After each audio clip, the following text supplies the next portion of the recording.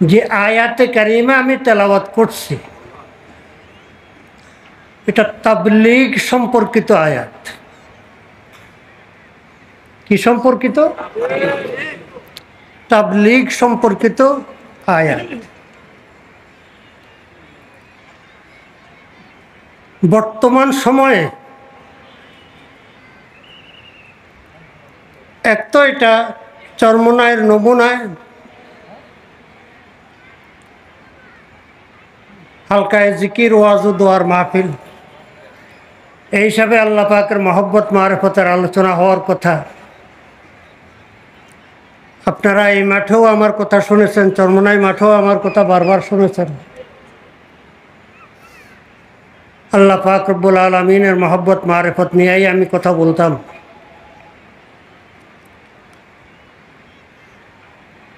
কিন্তু স্থান, কাল, পাত্র কথা বলার সময় তিনটা জিনিসের দিকে লক্ষ্য করতে হবে। স্থান বাংলাদেশের রাজধানী ঢাকা,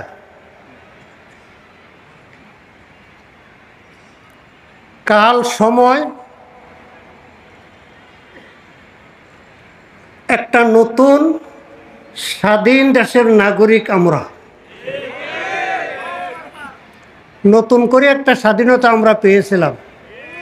দীর্ঘ 16 বছর জালেম সরকারের অধীনে আমরা পরাধীন ছিলাম।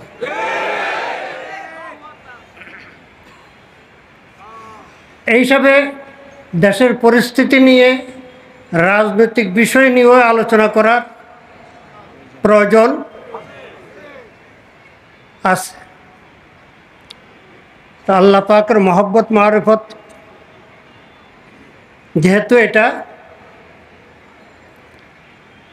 হালকায় জিকির ওয়াজ ও দোয়ার মাহফিল, সময় মাত্র আধা ঘন্টা। অপরদিকে আমি অসুস্থ। আমার এই সেপ্টেম্বরের 24 তারিখে অপারেশন হয়েছে এখানে। আমার বুকের মধ্যে একটা মেশিন লাগানো আছে মোবাইলের ব্যাটারির মতো। এই মেশিনটার দাম 12,70,000 টাকা। কেউ মনে করে নাই, আমিও মনে করি নাই যে আবার আল্লাহ পাক আমাকে এই জীবন দান করবেন। আমিও মালিকের কাছে যাওয়ার জন্য তৈরি ছিলাম। দর্দ আজিয়া রাস্ত দের মানি জো হাম, দর্দ আজিয়া রাস্ত দের মানি জো হাম, তনফেদায়ে ঔষধ জানি জো হাম। রোগ আসছে কার পক্ষ থেকে? চিকিৎসা কার পক্ষ থেকে? হ্যাঁ, ওই আমেরিকার কোন কারিগরকে দিয়ে মেশিন বানাইছে? বাংলাদেশের কোন ব্যবসায়ীদেরকে দিয়ে বিক্রি করাইছে? আবার আল্লাহর বন্দাকে পিছনে লাগাই দিছে, খবরদার ডাক্তারদের সাথে যোগাযোগ রাখো। উমরা করতে গেছে, ওখানে সাথীদেরকে নিয়ে দেওয়া করতেছে, আর ডাক্তারদেরকে বলতেছে টাকা কত লাগবে এই চিন্তা তোমাদের নয়, সবচাইতে উন্নত মানের মেশিন লাগাইবা, উন্নত মানের চিকিৎসা, টাকার চিন্তা তোমরা করবো না, টাকার ব্যবস্থা দায়িত্ব আমার। 15 লাখ টাকার মতো খরচা হয়েছে। আমার ছেলেরা প্রস্তুত ছিল টাকা, গাড়ি বিক্রি করবে, জায়গা বিক্রি করবে, কিন্তু আমার ছেলেদের পক্ষ থেকে মাত্র 1 লাখ টাকা খরচা হয়েছে। হ্যাঁ, কে করছে? কে করছে? কে করছে?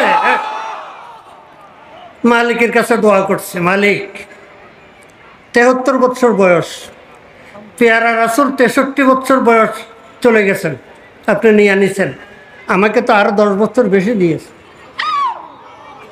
মালিক আমি তো আপনার কাছে আসার জন্য তৈয়ার।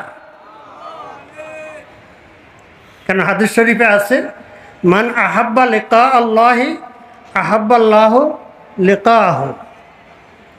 কোনো বান্দা যদি আল্লাহ পাকের সাক্ষাতের জন্য আগ্রহী হয়, তো আল্লাহ পাকও ওই বান্দাকে কাছে নেওয়ার জন্য আগ্রহী।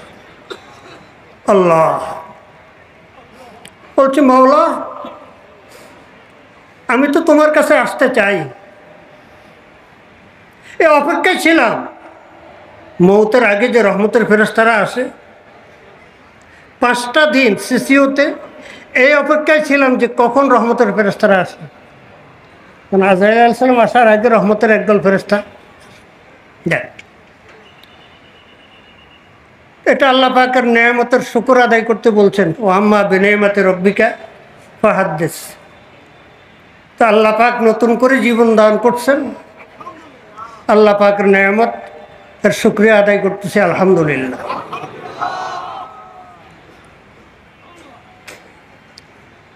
আমি যে আয়াত তেলাওয়াত করছি এটা কি, এই আয়াতে কি সম্পর্কিত? তাবলীগ। আমি যদি এখন এখানে একটা পরীক্ষা নেই, আমাদের দেশের তাবলীগ জামাত বর্তমানে দুই ভাগে বিভক্ত। এক ভাগ সাহাদ সাহেবের অনুসারী, তারা নিজেদেরকে এতাআতি বলে। আরেক ভাগ ভাই জুবায়ের সাহেবের অনুসারী। ভাই জুবায়ের সাহেব আমার 1 বছরের সিনিয়র, লালবাগের ফারেক, আমিও লালবাগের ফারেক, ওনার অনুসারী।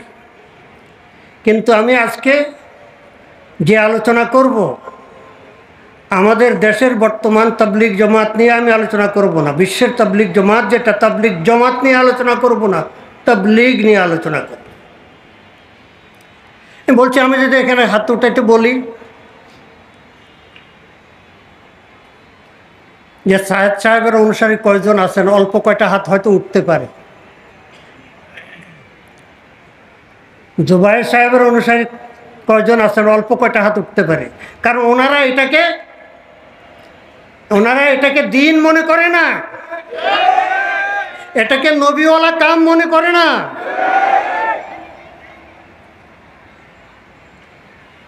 এটা হলো গুমরাহি। এটা কি? এই গুমরাহি দূর করার জন্য তাবলীগ কি জিনিস, কোরআন কি বলতেছে তাবলীগ সম্পর্কে, এই জন্য আমি এই আয়াত আপনার জন্য, ওই কোনার মানুষগুলো দেখেন, আপনার একটু এদিকে যান।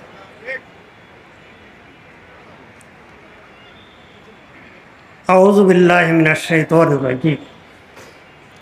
আল্লাহ পাক রব্বুল আলামিন পেয়ারা রাসূল সাল্লাল্লাহু আলাইহি সাল্লামকে বলতেছেন, ইয়া আইয়ুহার রাসূল,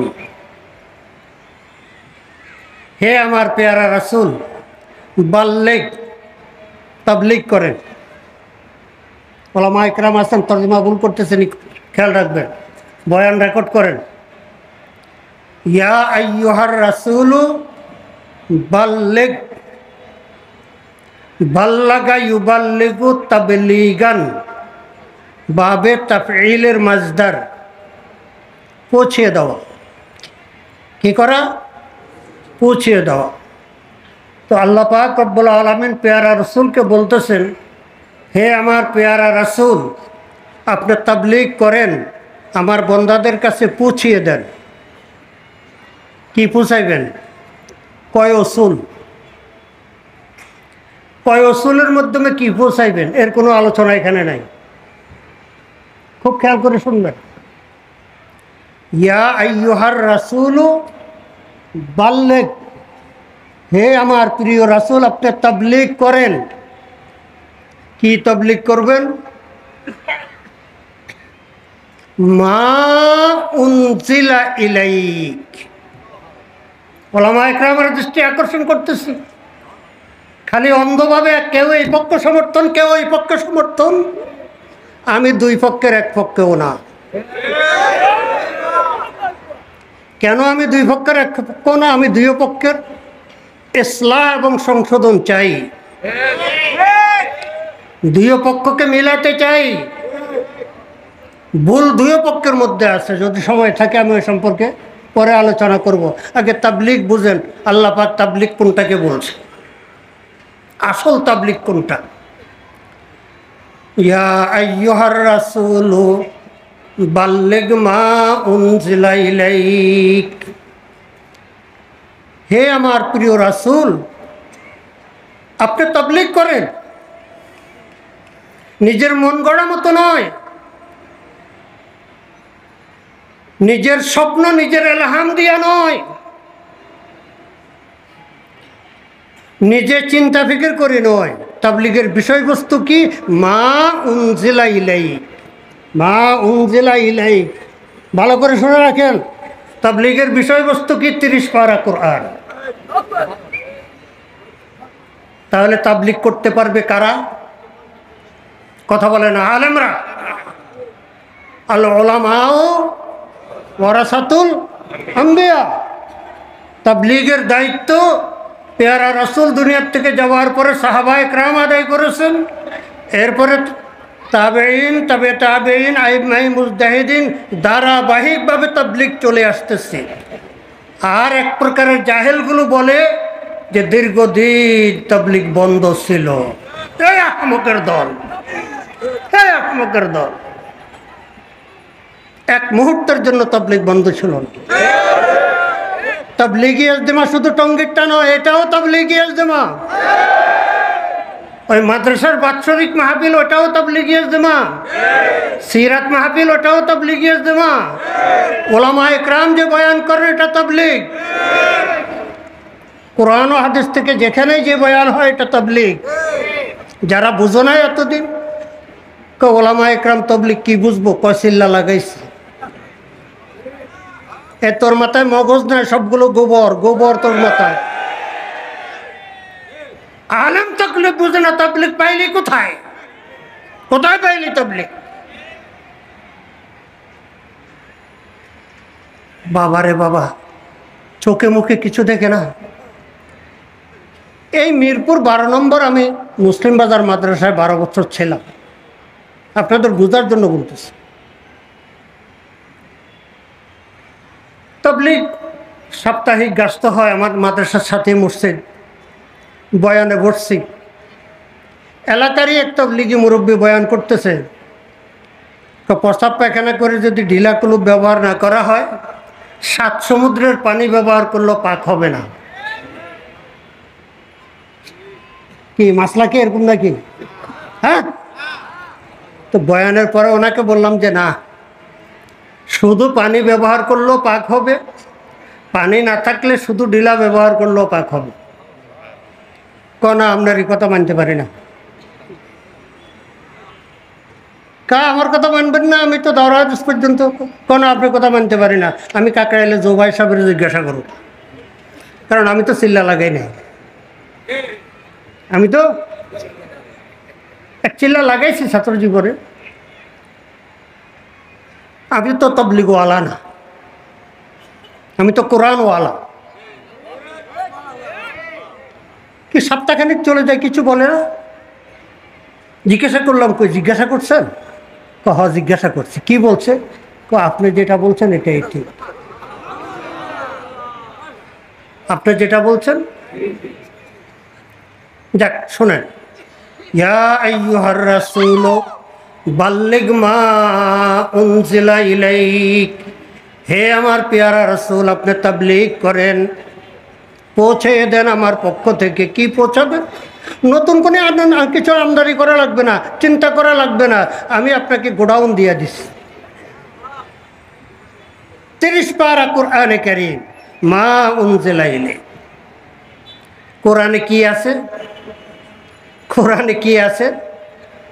কোরআনে আছে আস-সারিকু ওয়াস-সারিকাতু ফাকতাউ আইদিয়াহুমা। যে চুরি করবে, সে পুরুষ হোক, মহিলা হোক, নেতা হোক আর নেত্রী হোক, হাত কেটে দাও। এটা কোরআন। এটা গোপন রাখলে তাবলীগ গোপন থাকবে। ওই কাকেলওয়ালারা, ওই টঙ্গিওয়ালারা, একটু লজ্জার শরম করো। টঙ্গীর ইজতেমায় আজ পর্যন্ত আমাদের কোনো আকাবের আলেমদেরকে তোমরা কথা বলতে দাও নাই। হাফিজি হুজুরকে কথা বলতে দাও নাই, শাইখুল হাদিস সাহেবকে কথা বলতে দাও নাই, খতিব আজম সিদ্দিক আহমদ সাহেবকে কথা বলতে দাও নাই, মুফতি ফজলুল হক আমিনীকে কথা বলতে দাও নাই, আহমদ শফি সাহেবকে কথা বলতে দাও নাই। আজকে তার খেসারত তোমাদের এখন বক করা লাগতেছে। তোমরা এখন একরামের সাথে লাঠি দিয়ে একজনের মাথা ফাটাও, হ্যাঁ, হাত ভাঙ্গো, পাও ভাঙ্গো, এইটা একরাম। এইটা নবীওয়ালা কাম? আমি সাবধান করে আমার ও সমস্ত ওলামায়ে কেরামদেরকে বলতেছি, রেসকোর্স সোহরাওয়ার্দী উদ্যানে আপনারা যারা বক্তব্য রাখছেন, আমি আপনাদের ছোট ভাই। আমি অসুস্থ, আমি আসি নাই, ঢাকা থাকলেও আমি আসতাম না। আমি ঘরে বসে মোবাইলে অধিকাংশ বক্তার বক্তব্য শুনছি। আসল রোগ কোথায়? রোগের কাছে দিয়ে কেউ নাই। আপনি রোগ ধরতে পারেন না তো ডাক্তারি কেমনি করবেন? হ্যাঁ, রোগ ধরতে না পারলে ডাক্তারি কেমনি করবেন? আসল রোগ কি? আসল রোগ কি? একটা মক্তব, একটা মসজিদ, 10 টাকা, 20 টাকা, 100 টাকা, 50 টাকা, 500 টাকা যা আসে, আসার মাধ্যম কি? রসিদ। কি কথা ঠিক নেই?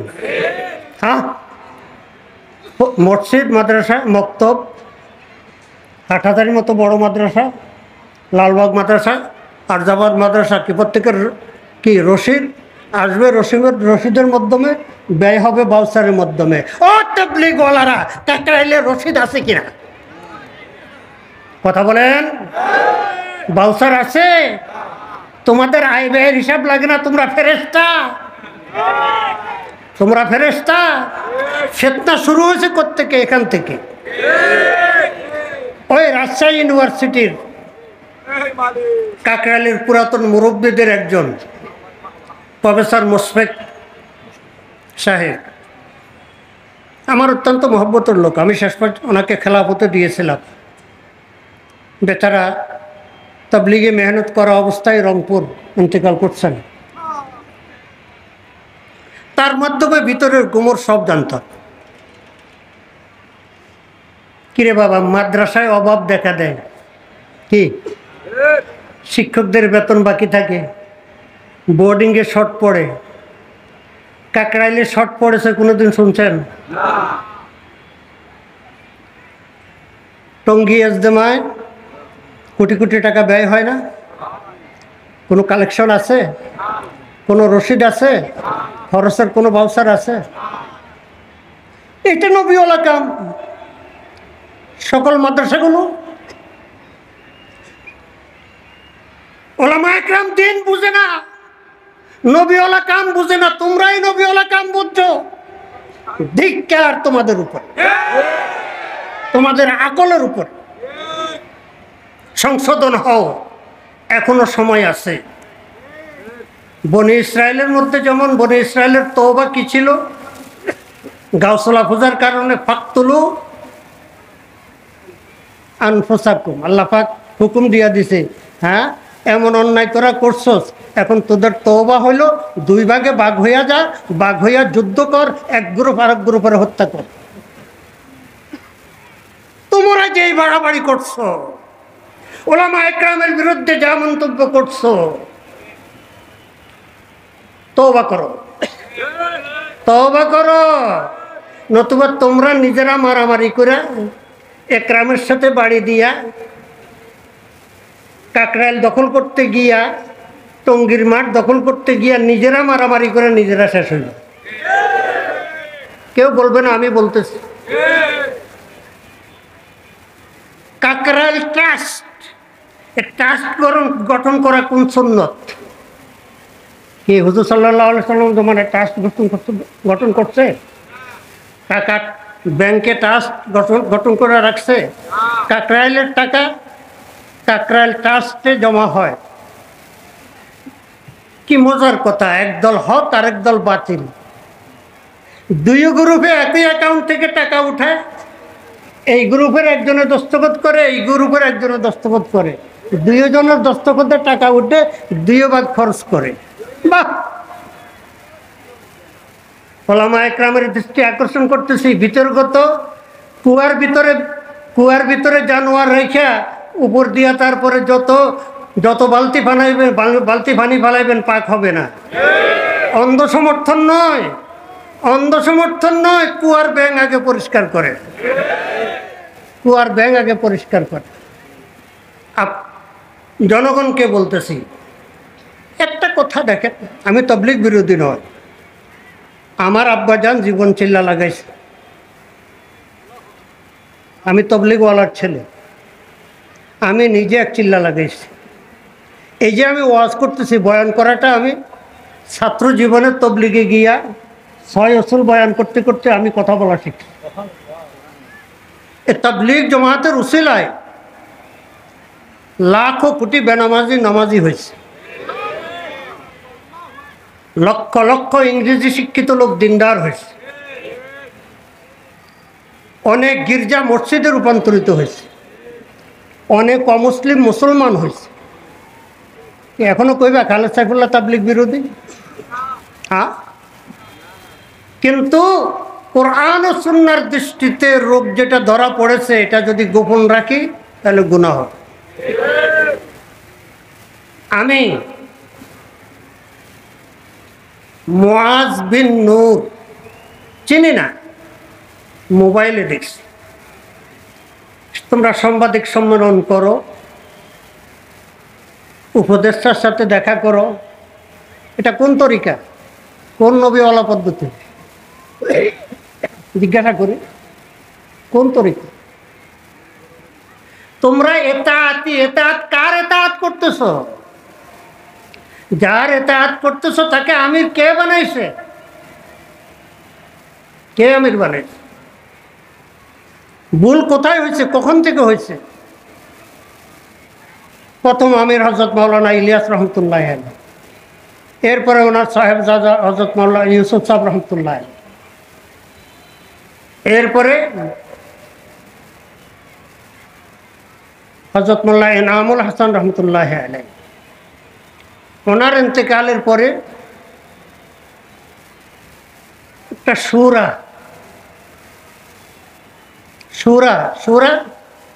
সুরাই নিজাম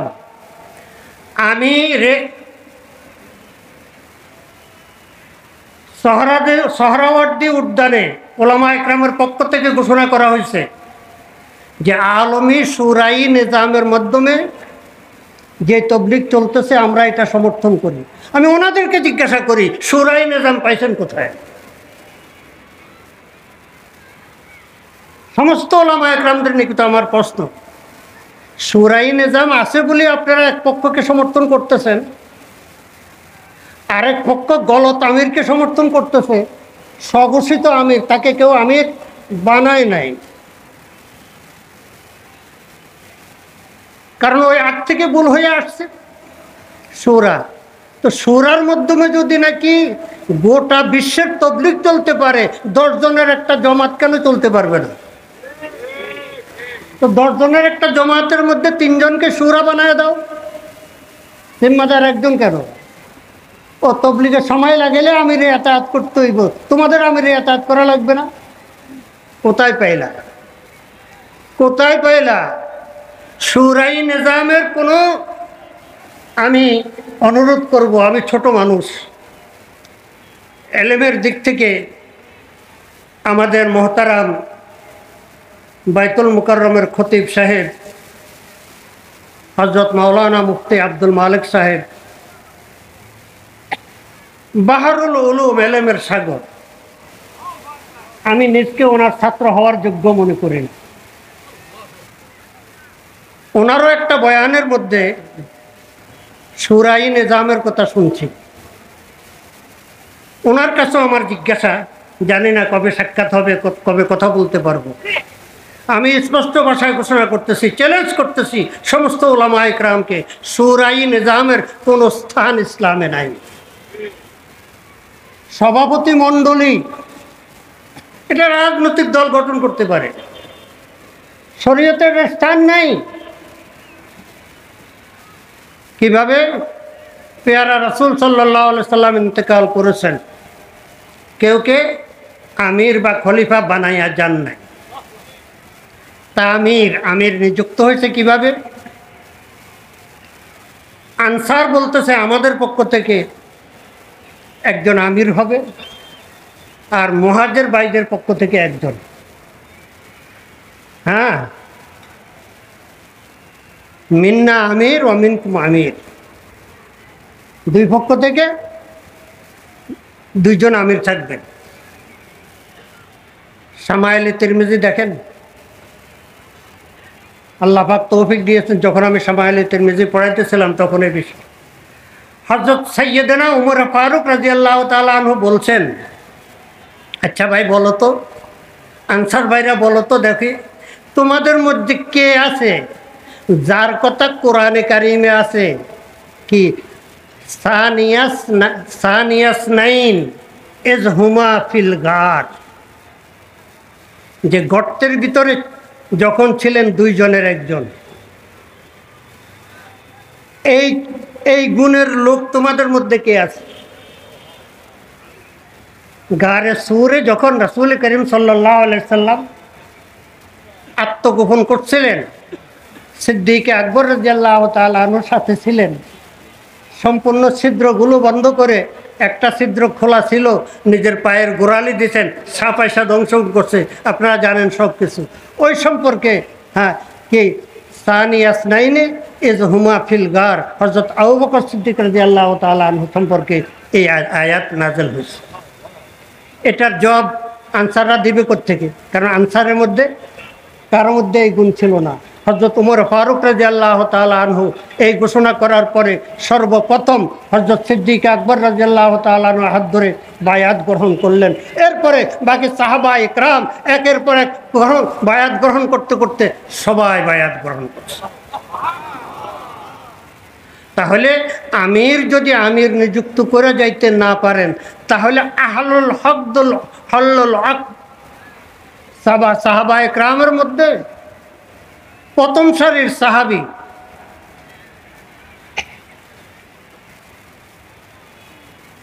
সিদ্দিক আকবর 1 নম্বর, উমর ফারুক 2 নম্বর। 1 নম্বরকে আমির বানানোর জন্য প্রস্তাব করছেন, 2 নম্বর। বাকি সবাই একমত হইয়া কি করছেন? গ্রহণ করছেন। এই এক পদ্ধতি আমির বানাবা। আরেকটা পদ্ধতি হইল আমির মৃত্যুর আগে আমির নিযুক্ত হয়ে যাবে, আমার ইন্তেকালের পরে অমুক দায়িত্ব পালন করবে, যেটা সিদ্দিক আকবর রাদিয়াল্লাহু তাআলা আনহু ঘোষণা করছেন যে আমার ইন্তেকালের পরে খলিফাতুল মুসলিমিন হবে ওমর।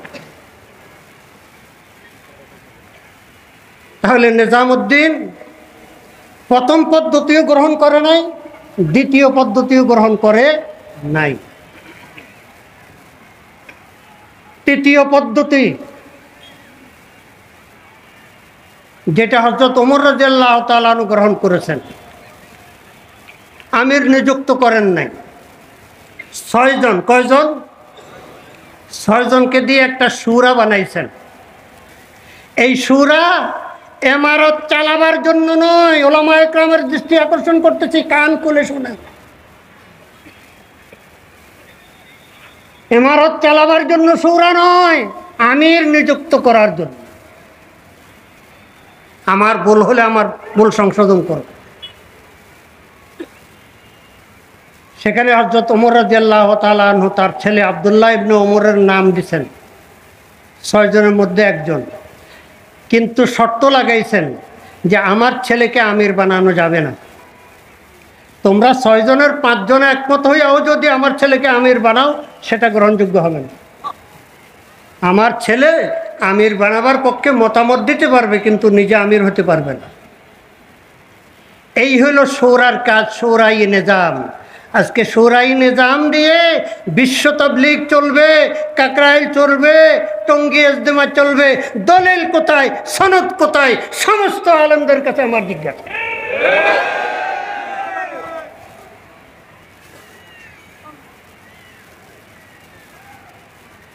আলেমরা দিন বুঝে না। ওই একটা গলত বয়ান প্রথম থেকে চলে আসতেছে, আমার ত্রুটি আমরা তখন থেকে দেখছি। কিন্তু একটা কথা আছে যে দুধ দেওয়া গায়ের লাথি খাওয়া ভালো। কি? দুধ দেওয়া গায়ের লাথি খাওয়া ভালো। কিরে, যেই দাওয়াতের উসিলায় বেনামাজি নামাজি হইতেছে, কালমা সহি শুদ্ধ হইতেছে, সূরা কেরাত সহি শুদ্ধ হইতেছে। হ্যাঁ, আমরা সব দেশে যাইতে পারি না, তবলিগ জামাত বিশ্বের সব দেশে যাইতে পারে। কিছু একটু উল্টাপাল্টা হইলো আমরা মাইনে নিচ্ছি, কি বিরুদ্ধে কথা বলি নাই। আমাদের ওলামায়ে কেরাম তখন থেকে এই ত্রুটি, আমি 3 জন বুজুর্গের কথা বলতেছি। আমার প্রথম শাইখ, এই গ্লাসে একটু পানি দিও, অথবা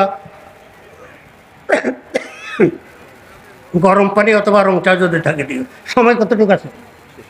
জি, সময় শেষ। আরে আপনারা বলেন, বলার মতো তো আরো লোক আছে।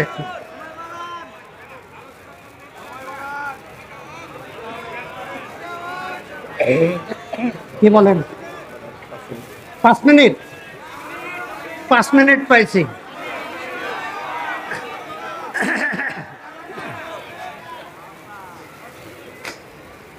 আমি বলবো মুআজ বিন নূরকে, তোমরা নিজেরা স্বীকার করো যে সাদ সাহেব ভুল করছেন, তোমাদের বয়ানের মধ্যে তবে তিনি ভুল স্বীকার করছেন, সংশোধন করছেন, এটা তোমাদের দাবি। মুআজ বিন নূরকে বলবো, আমি কোনো 2 পক্ষের 1 পক্ষ এখনো নেই। আসো আমার সাথে কথা বলো, সংশোধনের পথ আমি বাতায় দেব। আমি চেষ্টা করব ঐক্যের। টঙ্গীর প্রথম ইজতেমা নিয়ে মারামারি করে জঙ্গে সিফিন আর জঙ্গে জামালের ইতিহাস পয়দা করো না। আমরা রক্তাক্ত টঙ্গীর ময়দান দেখতে চাই না, রক্তাক্ত কাকরাইল দেখতে চাই না। ওই পক্ষকে কি বলবো? তারা তো লক্ষ লক্ষ লোক লয়া ঘোষণা দিয়ে দিছে আমরা এই পক্ষে আছি। তো তাদেরকেও চ্যালেঞ্জ করলাম যে শোরাই নিজামের পক্ষ নিয়ে আপনারা সমর্থন করছেন, সেই শোরাই নিজামের পক্ষে দলিল আমাকে দেখুন। আপনারা বাংলাদেশের জন্য, বাংলাদেশে তাবলীগ জামাতের আমির ছিলেন হযরত মাওলানা আব্দুল আজিজ সাহেব রহমতুল্লাহি আলাইহি। ওনার ইন্তেকালের পরে আমির কেন বানানো হলো না?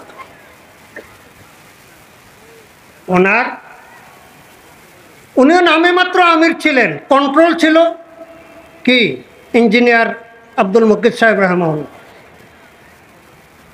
কি আমার প্রশ্ন, মাদ্রাসাওয়ালারা বিল্ডিং করে, সরকারের পক্ষ থেকে টিম পাঠায়, তদন্ত টাকা কোত্থেকে আসে? ইসলামী এনজিওগুলো টাকা কোথায় পায়? হ্যাঁ, কই কাকরাইলের টাকা কোত্থেকে আসে? এটা কেন তদন্ত করেন না? কাকরাইল ট্রাস্টে কত লক্ষ টাকা, কত কোটি টাকা আছে, টাকা কোত্থেকে আসে? টাকা শর্ট পড়ে না কেন? এটার তদন্ত কেন করেন না? তত্ত্বাবধায়ক সরকারকে অনুরোধ করব, তদন্ত টিম গঠন করে কাকরাইল ট্রাস্টের অর্থ অনুসন্ধান করুন। আয়ের উৎস কি? ভবিষ্যতে আয়ের জন্য রসিদ লাগবে, খরচের জন্য বাউচার লাগবে। নতুবা তাবলীগের বিরুদ্ধে বেদাতের ফতোয়া আমি এখন দিচ্ছি না, অচিরেই তাবলীগের বিরুদ্ধে বেদাতের ফতোয়া আসবে, অচিরেই আসবে। আমি তাবলীগ জামাত সম্পর্কে কথা বলবো আগামী টঙ্গী, আল্লাহ পাক যদি বাঁচাইয়া রাখে, আগামী টঙ্গী ইজতেমাটা আমি একটু দেখব, দূর থেকে। আমি যাব না, দূর থেকে দেখব। তোমরা কি সেখানে জঙ্গে সিফিন ঘটাতে চাও না জঙ্গে জামাল ঘটাতে চাও? শক্তিকার কতটুক? বাহ, সাংবাদিক সম্মেলন করো, সরকার তোমাদের ইজতেমার তারিখ ঘোষণা করে, এর সাথে আর লজ্জার কিছু আছে? নবীওয়ালা কাম, মদিনা রসুলে চলবে আর তারিখ ঘোষণা করবে সরকার। কচু গাছের সাথে গলায় দড়ি দিয়ে মরো, কচু গাছের সাথে গলায় দড়ি দিয়ে মরো। আল্লাহ পাক বুঝার তৌফিক দান করেন। ওলামায়ে কেরাম যে দ্বীনি কাজ করতেছে সম্পূর্ণ সব তাবলীগ, কারণ তাবলীগের মূল বিষয় 30 পারা কোরআন। তারাকতু ফীকুম আমরাইন কিতাবাল্লাহি ওয়া সুন্নাত রাসূলি লান তাজিল্লু মা তামাসসাকতুম বিহিমা। তাবলীগের বিষয়বস্তু কি? রাসূল করিম সাল্লাল্লাহু আলাইহি সাল্লামের 23 বছরের পুরা জীবন, যেটা হাদিসে বর্ণিত আছে, আর 30 পারা কোরআনে কারীম, এর আলোকে যেই আলেম, যেই ব্যক্তি যেই কথা বলবে সম্পূর্ণ তবলিগ। যারা ভুল বুঝছেন যে আলেমরা তবলিগ বুঝো, তোমার মাথায় গোবর, তুমি তবলিগ জানো না, বুঝো নাই। আল্লাহ পাক বুঝার তৌফিক